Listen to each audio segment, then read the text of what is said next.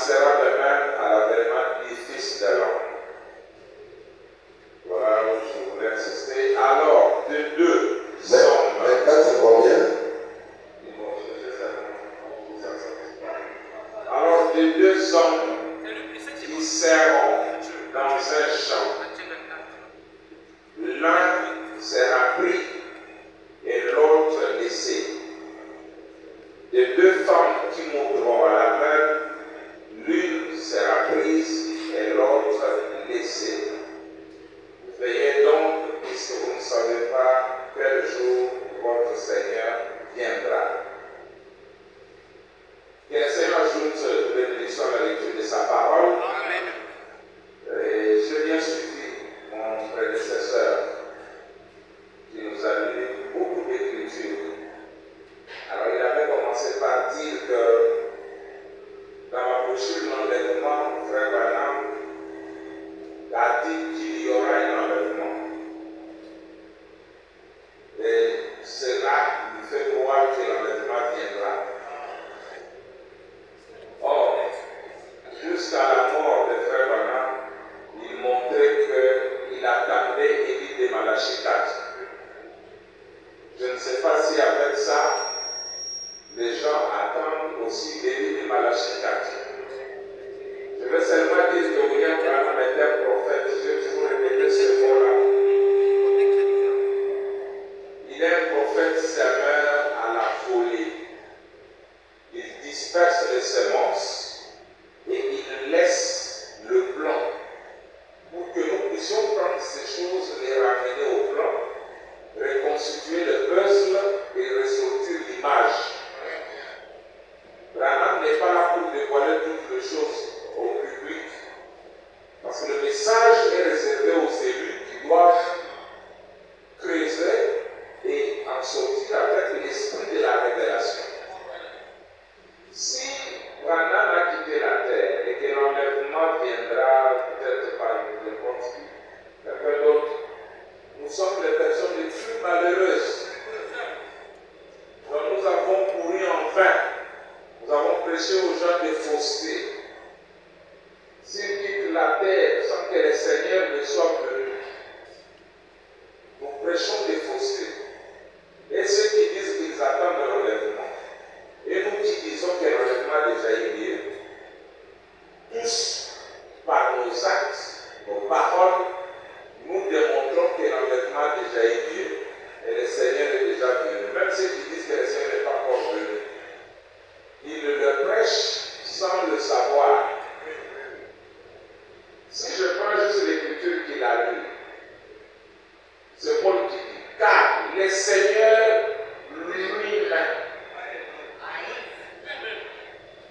il n'enverra personne, lui-même descendra du ciel avec un cri de commande, la voix de la cloche et les sons de la trompette. Même ceux qui attendent croient que nous avons déjà reçu les cris des commandements. Mais ils contredisent la Bible. Ils disent que c'est un messager qui a mené et ce n'est pas le Seigneur qui est venu. Or, celui-même qui vient avec. Dans mon bouquin, moi Jésus, je crois, de 61, quelque part, dit que le corps littéral du Seigneur descendra du ciel avec un cri, une voix et une trompette. Vous dites que vous avez reçu, le cri des commandements par quelle magie? Comment vous pouvez avoir le cri que le Seigneur lui-même fait sans que lui-même ne soit venu? Nous devons le prendre dans nos sens. Vous voyez, il demande la citation. Je crois que là, je suis en train de réagir un peu à chaud. Je vais vous la donner. Alors, mes amis, il a pris encore un très beau type. Le type d'Enoch. Les sons de comment apparemment?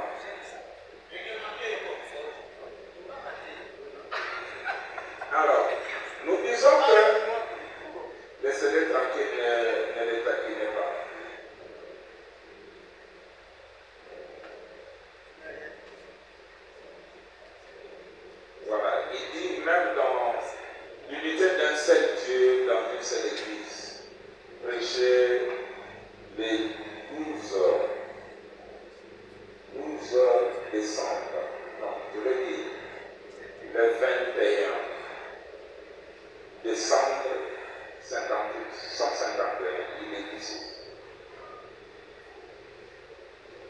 Tu as dit, je ne tairai pas celui qui vient, c'est la sagesse qui vous demande.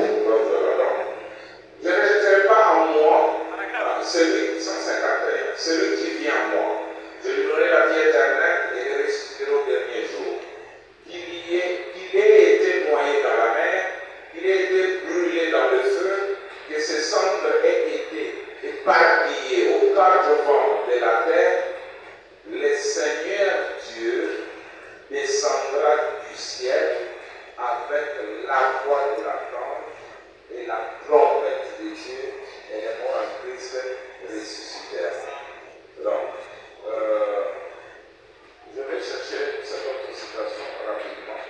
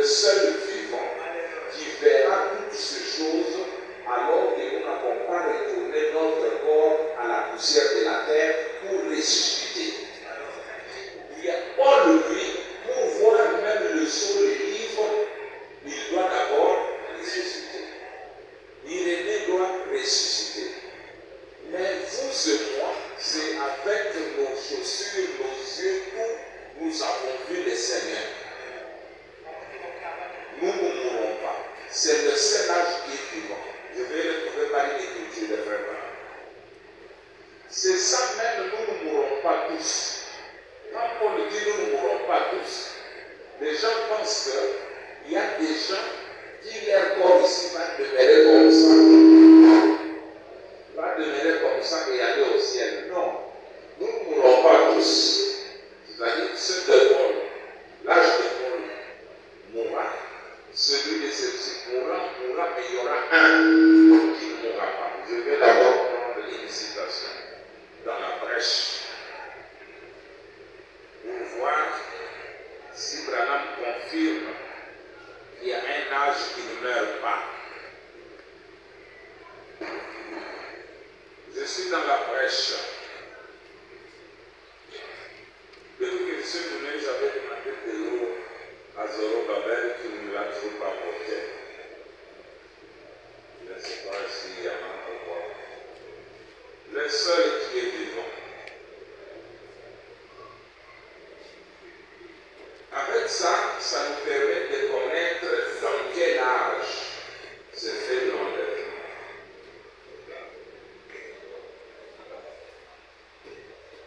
Parce que quand il vient dans le 7e jour, il faut aussi que nous connaissions la veille. Parce que chaque nuit était subdivisée en 7 veilles. Le prophète doit nous préciser, nous sommes dans quel âge, à quelle heure, à quelle veille. Si les veilles sont terminées et que vous attendez un enlèvement de l'heure à quelle veille. Voilà, je prends la brèche, je prends juste le paragraphe 256 et 256. Il y a même les vivants qui seront restés jusqu'à sa venue, mais ne penseront pas ceux qui se sont endormis. Car la trompette de Dieu sonnera à cette dernière trompette, quand le dernier sceau est brisé et le 7e ange donne son message. La dernière trompette sonnera et les morts en Christ ressusciteront. Et nous les vivants qui serons restés, nous serons ensemble enlevés avec eux à sa rencontre dans les airs. Il réclame. Maintenant, il s'est avancé pour réclamer son bien. Écoutez mes amis, remarquez bien, regardez bien ceci.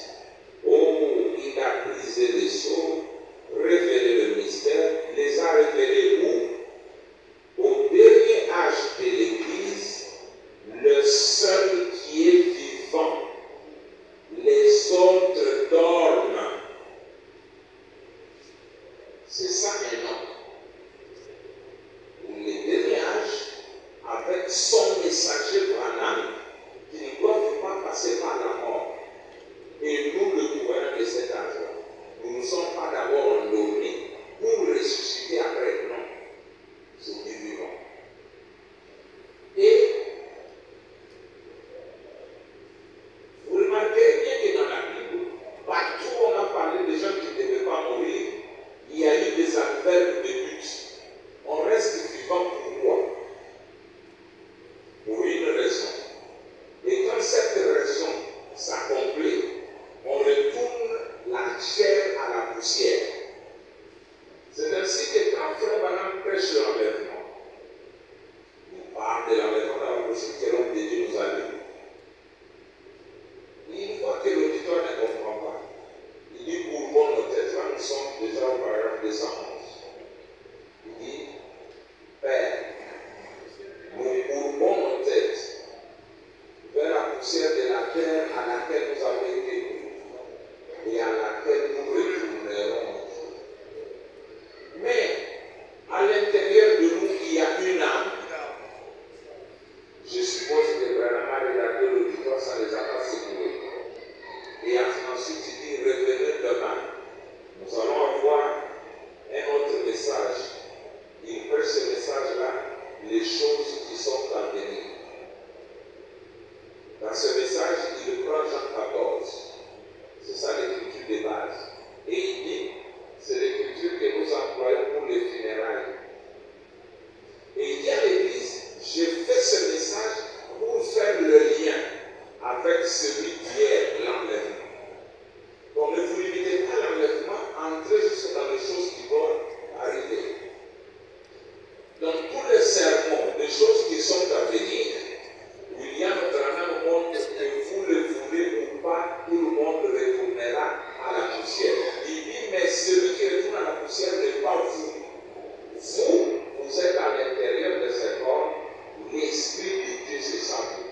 Je l'ai dit au paragraphe 66,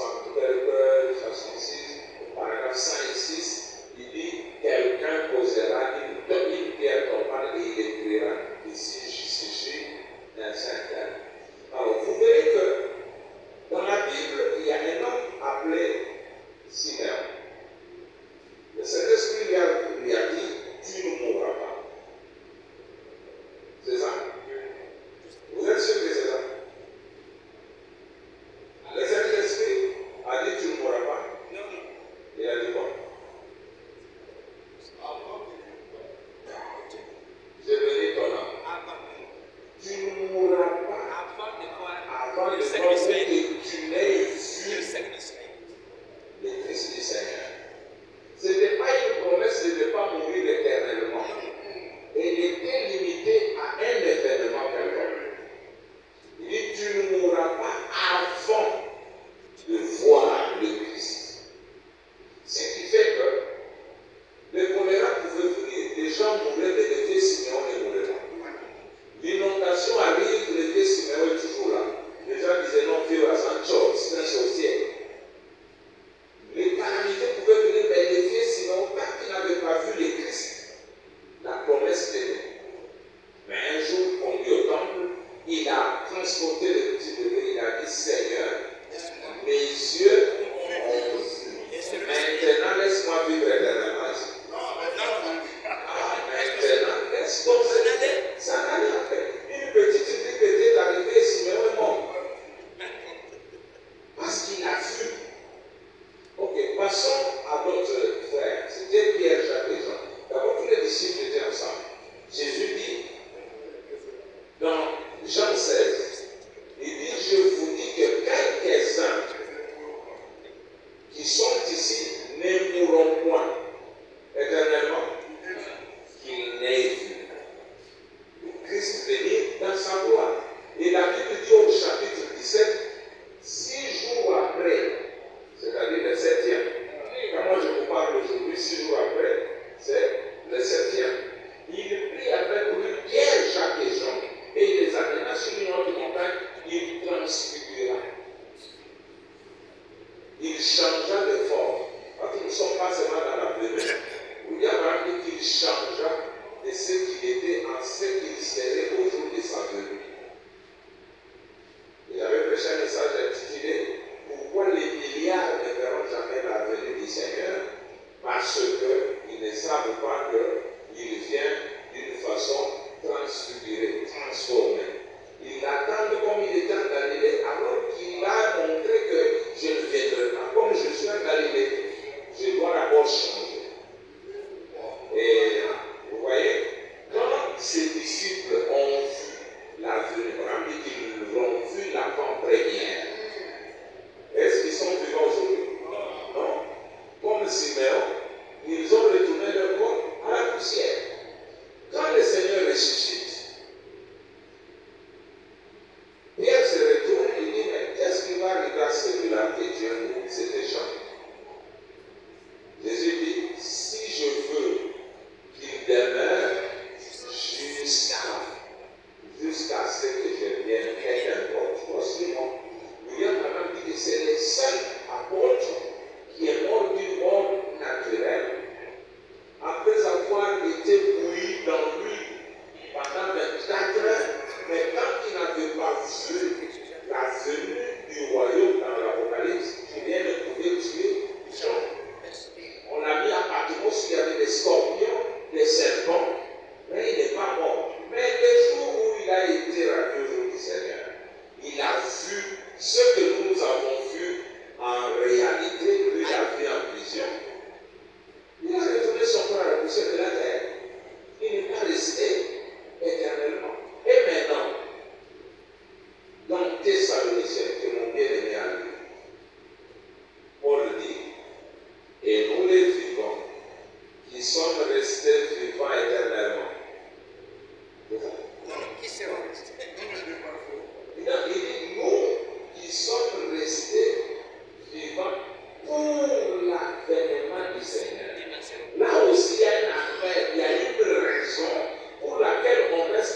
dans ce corps. Nous restons vivants pour une chose, l'avènement du Seigneur. Et quand on a vu l'avènement du Seigneur, il y a encore des gens qui continuent à dire, nous allons sauter comme des oiseaux pour aller. Parce que nous allons définir même l'endroit où on doit aller. Nous devons voir qui enlève. Si celui qui doit vous enlever n'est plus, vous attendez l'enlèvement, c'est que vous êtes ensorcelé quelque part. Bon. Maintenant, ça c'était des généralités.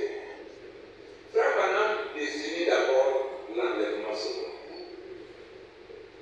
Et qu'est-ce que l'épouse attend? L'épouse attend l'enlèvement réellement. Non. Voilà. Je te dis. Au paragraphe 65 de l'enlèvement, William a dit l'enlèvement est une révélation. Une révélation, c'est-à-dire la chose était là voilée et on dévoile, on dit oh voilà. Il dit l'épouse attendra, pas entendra, attendra. À causer là et mon ici il y a l'inétoile. J'ai aimé une citation qu'il a lue là-bas, vous allez la donner après. Il dit qu'on a vu Jésus, celle qui montait, mais on n'a pas vu tous les ressuscités qui étaient là. Là, nous allons arriver à 1 Corinthiens 15, et je vais précipiter ça, mais j'en pour vous dire que nous sommes enlevés par représentation. Nous sommes morts par représentation. Nous sommes sauvés par représentation. Comme tous meurent en Adam. C'est Adam qui a commis ses péchés, et ça a été appliqué à nous tous. C'est Jésus qui est mort à la croix, mais nous tous nous mourions là-bas parce que chacun devait mourir pour ses péchés. Et quand William a même monté dans la constellation, on n'avait pas lu qu'il dit qu'il y avait des gens de toutes sortes de couleurs qui étaient derrière lui.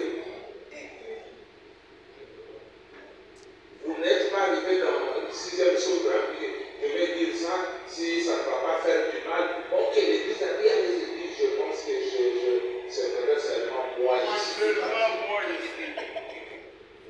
Vous l'appelez votre père comment? Si vous l'appelez votre père, vous voyez que vous étiez les germes en lui alors qu'il montait.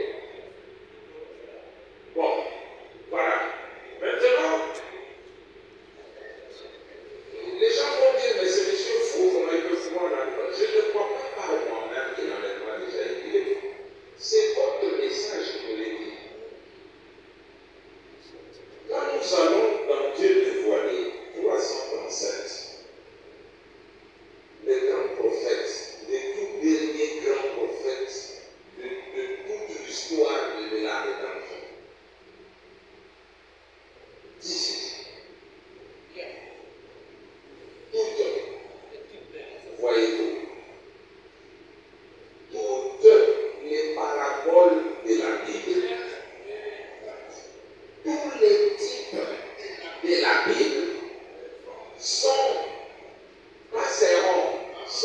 manifestés ici même devant nous. Qui suis-je moi? Vous allez prendre un type et dire que ce type va s'accomplir. Alors que tous les types sont accomplis. Si nous devons prêcher l'enlèvement, est-ce qu'il n'y a pas de type dans l'enlèvement? Il y en a. Nous venons de voir les types d'un homme. Voyons les types de Rebecca, Eliezer et Isaac. Il y a deux personnages qui ne se sont jamais connus, mais qui connaissaient l'un. Isaac ne connaissait jamais Rebecca. Il connaissait Eliezer et il avait confiance dans Eliezer. Rebecca ne connaissait personne, elle ne connaissait ni Abraham, ni Isaac. Elle connaissait seulement Eliezer qui est venu la chercher. Et elle avait toute sa confiance dans Eliezer. Si Eliezer l'a trompée, elle allait voir le mensonge d'Eliezer parce qu'elle n'avait pas un autre moyen de connaître Isaac. Par là, vous comprenez déjà que si seulement disparaît de la scène, Rebecca est embrouillée, c'est fini. Donc la mission d'Eliezer prend fin quand il marie les deux. Et en langage clair, parce que sinon parlons bénéfice, qui a enlevé Rebecca? Et c'était Isaac. Non, c'est Eliezer. Donc soyons sérieux. Qui a enlevé Isaac? Pour le modérateur, c'est que ça me tue, mais vous n'avez pas le droit de parler de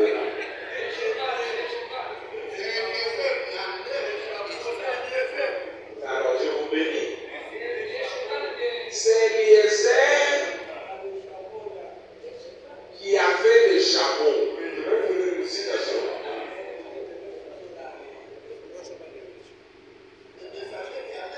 C'est vous allez dépasser.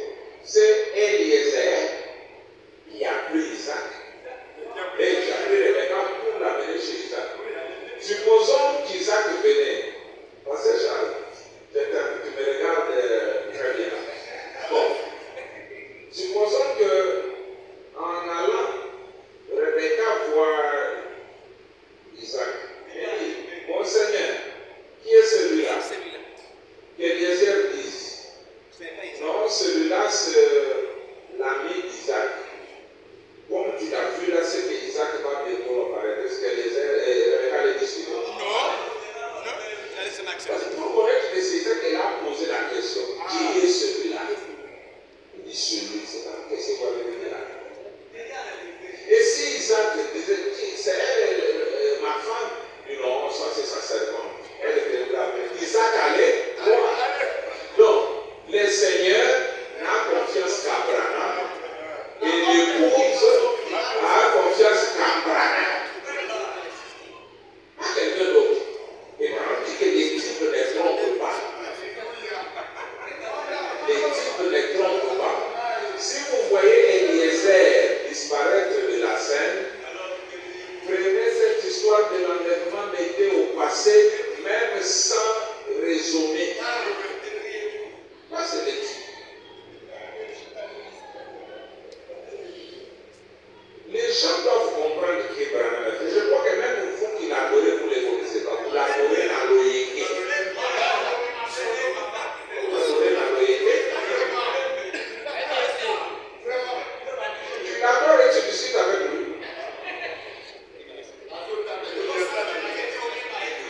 Alors, nous voyons que Rebecca fut amenée par Isaac où?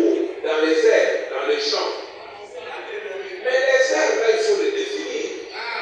Quand on parle des airs, les gens voient là-bas. Quand on parle de descendre, les gens voient le mouvement de bas en haut ou de haut en bas. Mais vraiment, on a défini et des airs et descendre. Il dit que descendre ne signifie pas ce que vous attendez là, c'est changer de forme. Merci. Pourquoi les gens sont têtus jusqu'à refuser les définitions de l'univers? Les airs, on a dit que c'est là où il y a de l'espace pour être racheté. Est-ce que nous sommes rachetés dans les airs? Du peuple ou bien dans la chair? Dans la chair. Nous sommes rachetés dans la chair. Il y a un seul espace. Je vais vous dire, dans bonne question. Bon, je vais lire la citation. Nous devons de rapporter dans les airs. Quelle serait réponse numéro 3 du 30 août 60?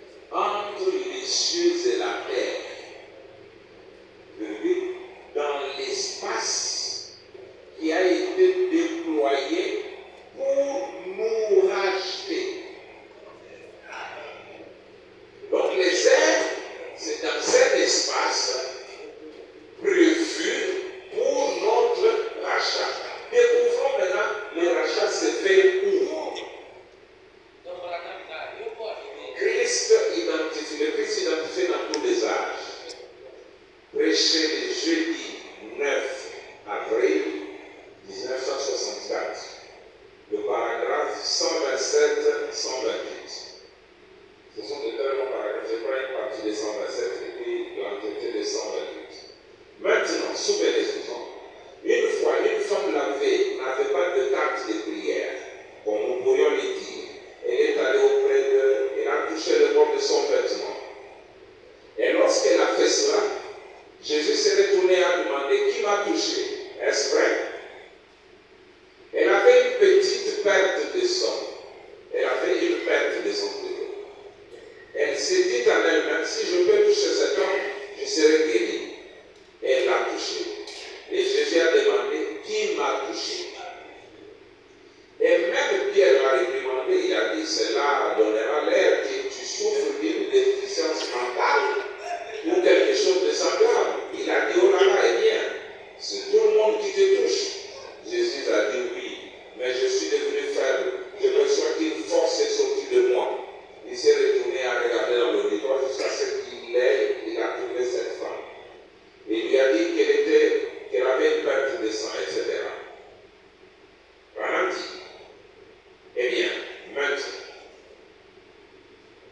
la Bible dit concernant ce jour, laissez les ministres répondre concernant ce jour. Il a exclu le croyant, il a dit que vous, ministres, vous puissiez répondre. Qu'il est le souverain sacrificateur, juste en ce moment, qui peut être touché par les sentiments de nos infirmités. Est-ce vrai? Acceptez cela et dites, Seigneur Dieu, ces prédicateurs ne me connaissent pas. Laissez-moi toucher ton vêtement. Peux-tu parler à travers de lui?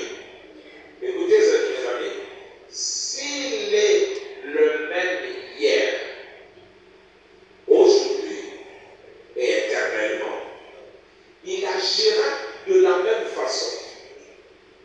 Il est dans la chair humaine maintenant, agissant, rachetant son peuple. Le rachat ne se fait pas dans les airs astronomiques, c'est dans les airs de la parole. Un endroit. Moi, j'avais entendu un pasteur rétrograde là. Mais il est toujours dit, mais ça, je l'appelle rétrograde parce que je comprends. Il dit, comment une nuée de 42 km peut entrer dans un arbre? Et c'est qu'il y a une grosse tête comme ça. Ce sont des blasphèmes. Les gens pensent que la plénitude entre dans un homme, il doit être comment? Jésus est un homme. La plénitude entre en lui. Vraiment dit que Dieu peut donner sa plénitude à qui il veut. Il dit une fois il a donné à son fils Jésus. Dans les derniers jours, il a donné à William Branham. Qui est là pour les juger? Ok, pour le mot descendre, vous prendrez Dieu dévoilé par exemple 53. Prêché le 14 juin 64. Il dit, quand le N mort, ce qui veut dire qu'il s'est transformé, il est descendu. Or, paragraphe 53. Or, le mot grec là, ça veut dire que c'est quelque chose qu'on ne pouvait pas voir, mais qui est pourtant là. Et qu'ensuite, ça se transforme et l'œil peut saisir. Voyez, nous avons quelqu'un qui a lu des livres pour nous, que personne d'entre nous ne peut lire. Même lui. Il a lu des encyclopédies de ceci, des mantiques de force, des livres et des livres, des grecs. Il a trouvé des mots pour nous et il a mis ça pour que nous puissions juste prendre. Voilà. Jésus avait étudié où? Mais il est parti les gens. Si vraiment avait fait l'université comme nous, il a mouillé tout. Il fallait que ce soit comme ça pour épater les morts. Et les docteurs et les savants se réfèrent à lui. Bref, c'est Dieu. Dieu n'a pas besoin d'aller à l'école.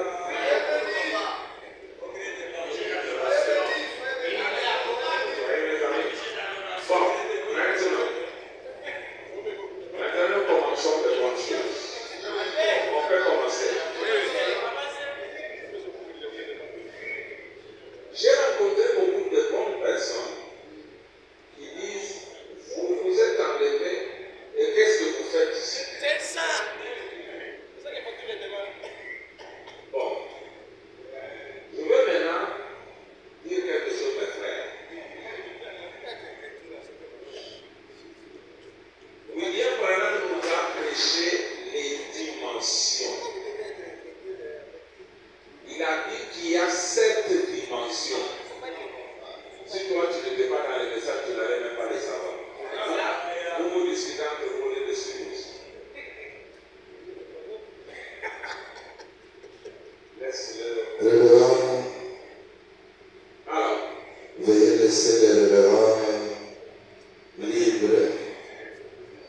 soyez pas son interprète.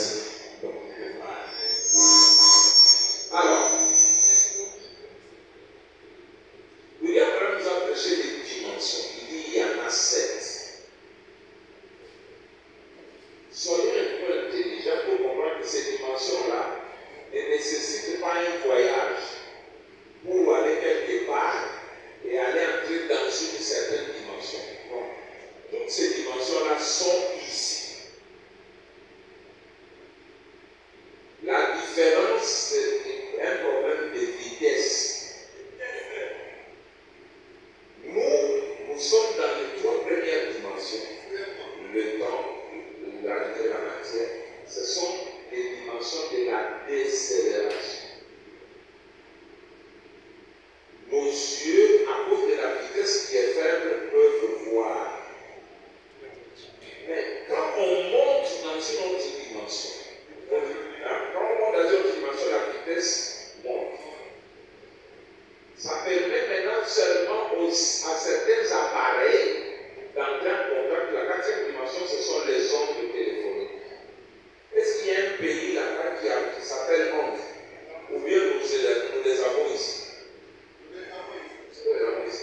Pourquoi on vous défend d'utiliser les téléphones à la station d'essence? Parce que votre téléphone émet des ondes.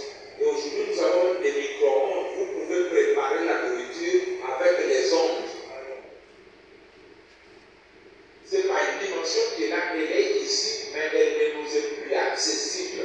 Et la science y entre avec des appareils et fait voir les images et les sons qui sont dans cette dimension-là. Quand nous quittons cette dimension, il y en a une 5e. Cette dimension des perdus, des gens qui sont dans les tourments. Ils ne sont pas loin. Si Dieu vous permet de le voir, vous ne verrez rencontrer les gens là ici. C'est quelque chose qui est là. Mais que vous ne saisissez pas, mais si Dieu vous ouvre les yeux, vous voyez que c'est toujours autour de vous. Et maintenant, la 6e dimension, là où Branham est parti, cette dimension n'existe plus, elle est supprimée. Bon, mais Branham est entré dans la 6e dimension. Il dit son corps était à combien de mètres? 6 mètres.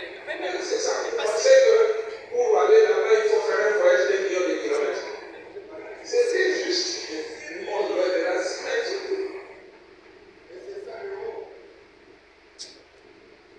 Et les seigneurs étaient dans la 7e.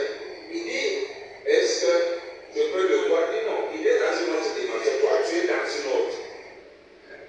Mais, un jour, il viendra premièrement chez le pasteur Moïse. Il dit non. Il a dit quoi? Mais maintenant, les gens qui l'attendent, ils l'attendent de tourment. Parce qu'il doit venir premièrement à lui. Vous l'attendez de la scène. Donc, vous ne le verrez pas. Il vient à lui et c'est lui qui vous présente à lui. Donc, ces dimensions-là sont ici. William Branham dit, je ne parle que si vous allez dans le temps présent de mon ministère, il y a un petit poisson qui vit au moyen des radars. Si on lui donnait les yeux que j'ai, et on lui demandait ensuite de retourner vers les radars, il va refuser. C'est ce que lui a fait. Et quand dans la 6e dimension, il y avait un Branham jeune. Mais sur les lits, il y avait un Branham vieux. Il n'était pas inerte, il bougeait. Parce que les gens disent, si vous êtes enlevé, vous devez rester un cadavre. Non. Non, bien sûr. Alors, vous voyez mes amis, il bougeait. Il appelait ça une vision. Et puis, de l'autre côté, il dit, c'est une translation.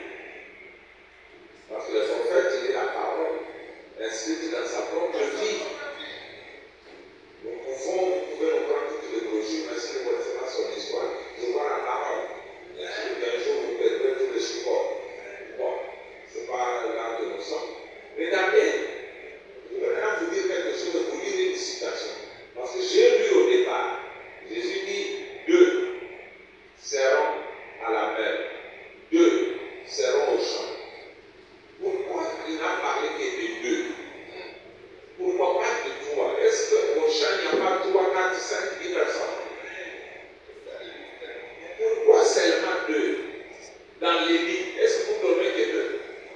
Les célibataires, ils sont seuls. Ceux qui ont un bébé, ils sont à trois.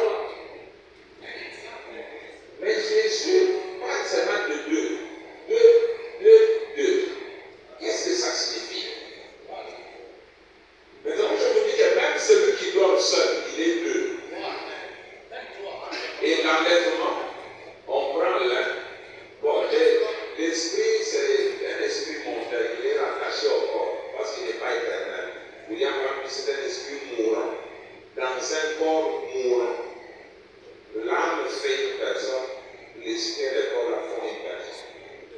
Je vais d'abord lire une citation de Frère Branham d'Apocalypse, livre des symboles, prêché le 17 juin 56, paragraphe 55. Il dit: les êtres angéliques s'associent. Oh, j'espère que vous les saisissez. Cela vient de tomber librement. Regardez. Et si vous avez le Saint-Esprit en vous, alors vous êtes un candidat à l'association avec le monde invisible et surnaturel. Il n'est pas étonnant que les gens ne puissent pas croire en ce jour. Ils ne sont jamais entrés en contact. Il n'y a rien ici à l'intérieur pour croire. Mais lorsque le Saint-Esprit vient dans un cœur, aussitôt il devient alors un être double. Écoutez, l'un de la terre pour aller au ciel et l'autre du ciel pour mourir. Ah, on a interverti. C'est pour attirer votre attention. Il dit un être double, l'un de la terre pour mourir et l'autre du ciel pour vivre.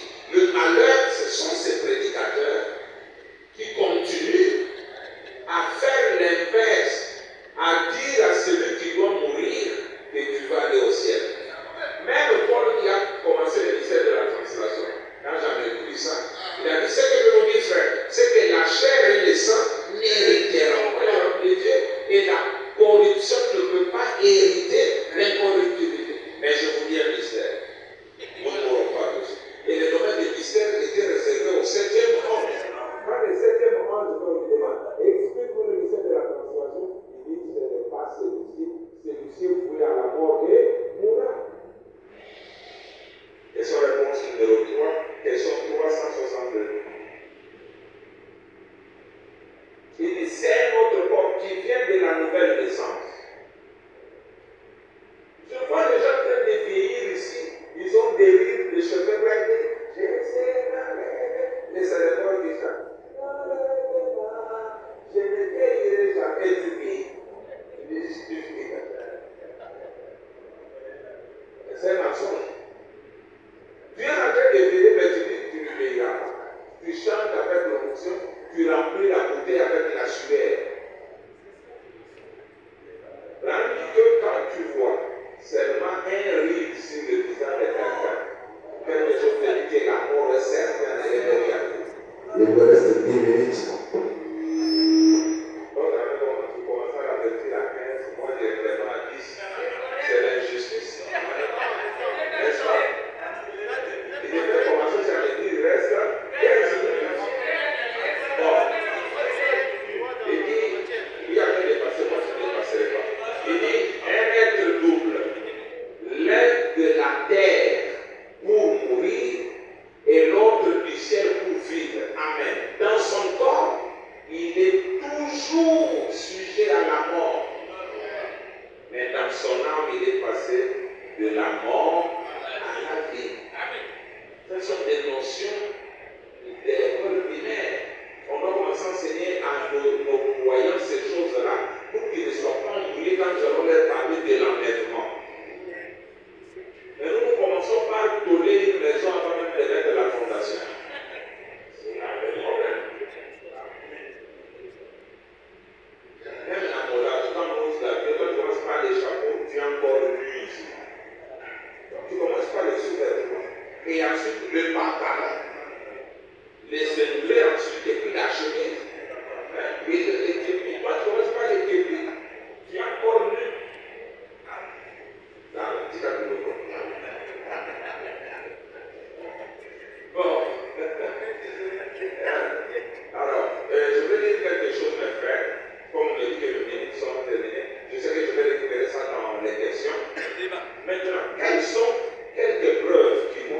nous sommes enlevés.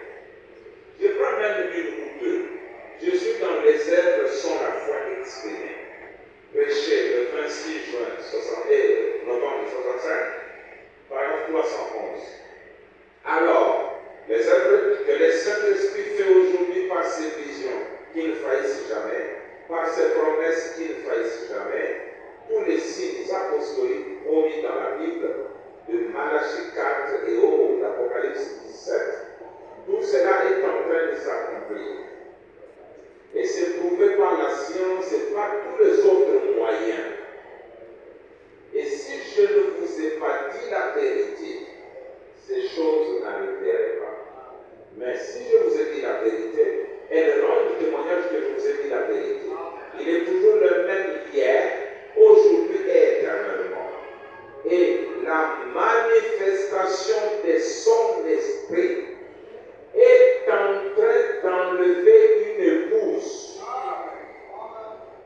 Que cette fois, cette révélation descende dans votre cœur. Maintenant, prions.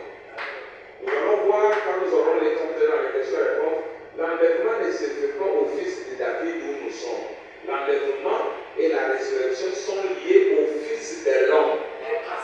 Or, entre le fils de Dieu qui a parcouru les âges et le fils de David, celui qui s'assoit sur le trône, quelque part entre les deux, il revient dans son église sous une forme physique pour être un prophète. C'est là que se passe l'enlèvement. Nous verrons le mystère de la sentinelle et du voleur. Parce qu'il a dit, je viendrai comme un voleur dans la rue. Et il y avait 7 sentinelles. Paul, il venait matin comme Luther, Wesley, Branham. Mais comme il vient à la 7e veille, il trouve la sentinelle. La dernière sentinelle en train de se promener dans le grand, dans notre rival. Or, il est complice avec le voleur pour qu'il puisse voler les grands biens, un gros diamant. Alors qu'il est là, on voit la sentinelle de siffler, et pourtant il a le voleur en lui la colonne de feu. C'est la colonne de feu qui vient dans la main, parce qu'on ne pas, c'est la promesse de la main. Il entre dans la sentinelle et il vole vos âmes, les biens de grande valeur.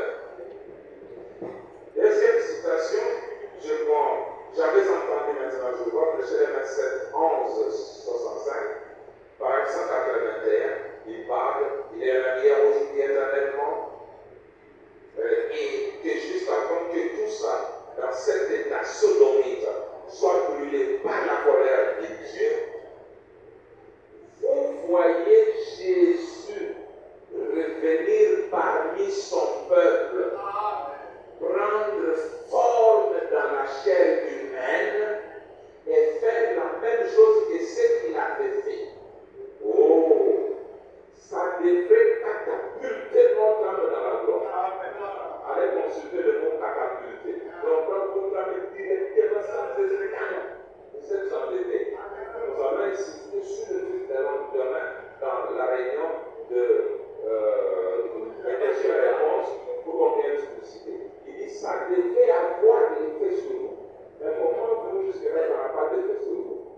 Vous voyez la parole faite sur ça ne vous catapulte pas.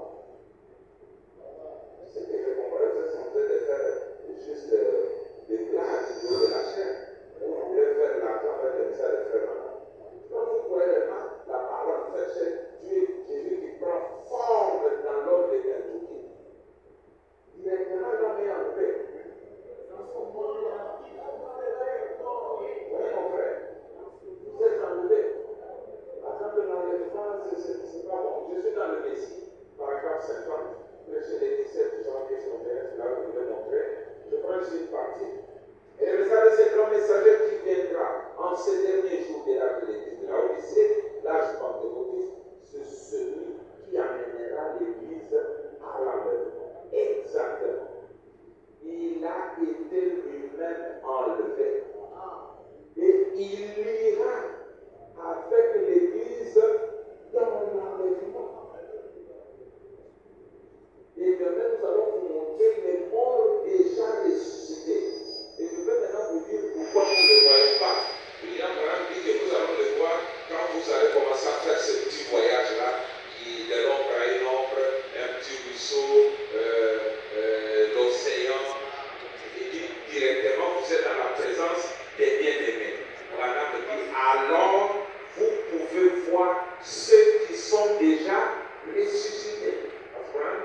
allons dans le pays de l'immortalité où les morts attendent la résurrection. Voilà, je te dis voilà. Il dit, nous allons dans le pays de l'immortalité, là où les morts sont déjà ressuscités. Donc quand vous attendez même l'enlèvement, il y a d'autres qui ont cru quoi la venue qui attendent l'enlèvement. Et pourtant William Branham dit que la venue est accompagnée par une résurrection. Donc l'accompagnement c'est quoi? Donc vous voyez mes frères, William Branham dit que la nuit dans laquelle le voleur vient, c'est une nuit prophétique. Il dit c'est pourquoi vous voyez les chandeliers avec les arcs de l'église, il y a la lune et les étoiles qui sont les messagers. Il dit ça montre que c'est la nuit parce que la lune et les étoiles n'apparaissent que la nuit. Et quand la nuée vient, William Branham dit c'est le lever du soleil. Là nous avons quitté le temps du soir. William Branham change du fils de l'homme en fils de David. Il prend son propre trône.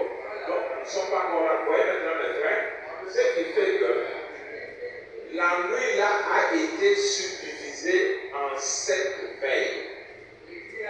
Nous demandons maintenant à William Branham qu'il nous dise où en sommes-nous quand il était sur cette terre. Et maintenant, c'est comme aujourd'hui quand nous arrivons à minuit. La minute suivante, c'est un autre jour. Vrai ou faux? L'enlèvement se fait comment? Écoutez votre prophète.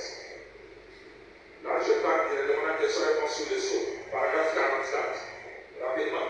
Il parle, on lui a posé la question sur les 10 vierges. Il dit c'est seulement un symbole.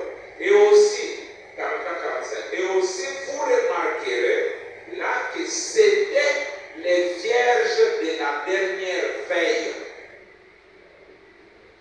Les veilles s'étaient succédées. Il y a eu 7 veilles.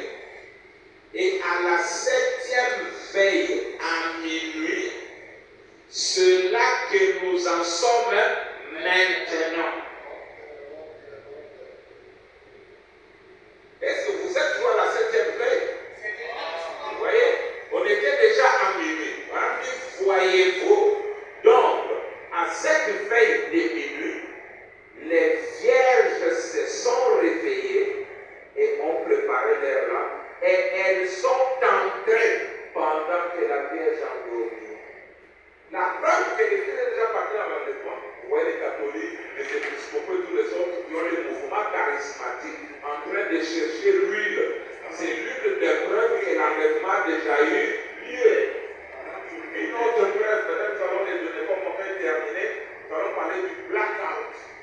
Pourquoi? Quand le pape est allé à Jérusalem, il y avait eu obscurcissement, il y a eu l'éclipse. On a pris l'éclipse en 7 phases. La 7e phase qui représentait la Odyssée, c'était l'obscurcissement total. Branham dit que quand moi j'ai représenté ça, j'avais laissé un peu de lumière parce que c'était le moment avant que les élus soient appelés à quitter cette terre. Il dit, mais quand tu as dessiné ça en haut, tout était complet, il n'y avait plus un seul individu. Quand quelqu'un s'identifie à la Odyssée, moi j'ai pitié de lui. Moi dans la Odyssée, il n'y a plus des élus. Ils ont suivi Christ en dehors parce qu'il essayait de toquer. Et ce Christ-là, vous l'attendez en Rome, le Christ qui toquait, il avait la veste. Pourquoi Abraham dit, pourquoi m'avez-vous rejeté en Finlande? Pourquoi m'avez-vous rejeté en Suisse? Pourquoi l'avez-vous rejeté? C'est pas moi que vous avez rejeté sur vous. Donc, pour respecter l'heure, je m'arrête là. Et nous allons continuer. Question de Amen. Acclamons God très fort pour